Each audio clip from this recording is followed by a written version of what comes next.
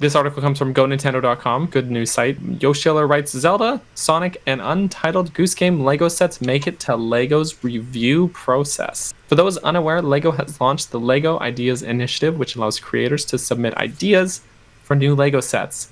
Then, on the LEGO Ideas website, if an idea can generate more than 10,000 votes, then LEGO will officially review it.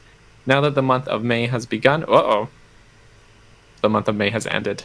The top 26 ideas of the past few months have been listed, and they include Zelda, Sonic, and Untitled Goose Game themes. That last one I really want to have happen. These themes have now entered LEGO's review process and could potentially become official product lines. However, the keyword is potentially, as there's no guarantee that LEGO will actually do anything with the ideas. But still, it's fun to think that we could see some more video game themed LEGO sets in the future. Yeah. And the picture's real cool. The main thing to give this traction is that Nintendo is more open than ever with their video games, like making toys and smartphone games or movies and stuff like that. And of course they already have a Mario set. And obviously, if something is really successful, then they try to revisit it. So if this Mario Lego set comes out and it ends up being extremely successful, then I think Nintendo and Lego, the obvious thing to do would be to partner up on something else.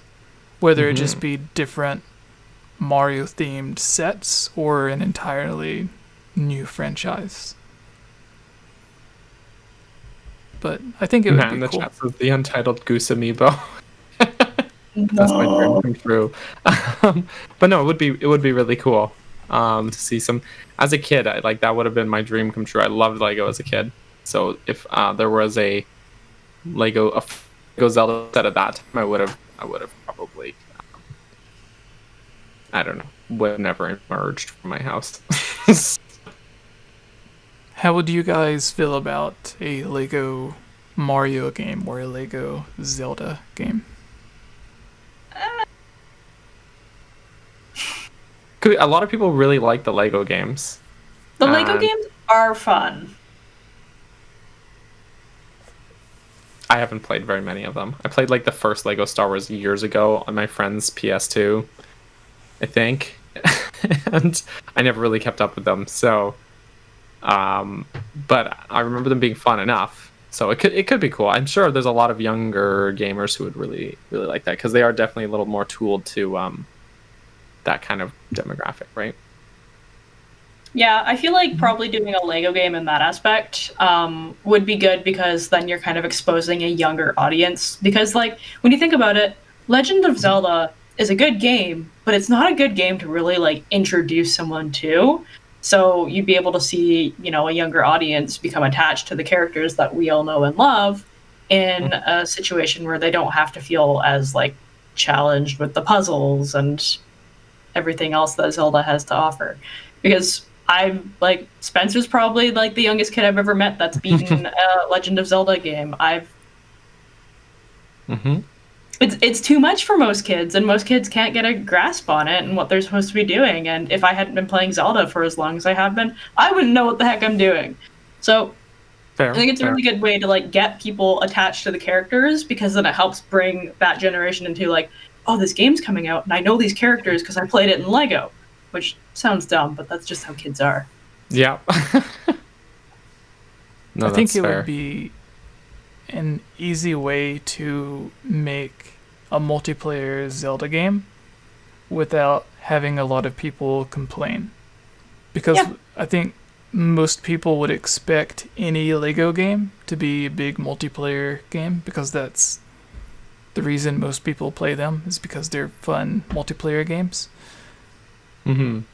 So I think that would be an easy way to make an actual multiplayer, 4-player Zelda game that has a similar style to most Zelda games, and not have people complain, because obviously it would be a spin-off. So it would be its own thing, and there wouldn't be any confusion or anything. When people complained about like Triforce Heroes and stuff like that. Mm-hmm. Also, no one's insulting teens or children. As two of us here are our parents, so no, that's not what we're saying. So, just saying, some games are harder for younger people, and that's just a normal. You could say that about anything. Cooking is harder for children. Yeah. Yeah. You know, knife skills just don't come naturally. They don't. They don't.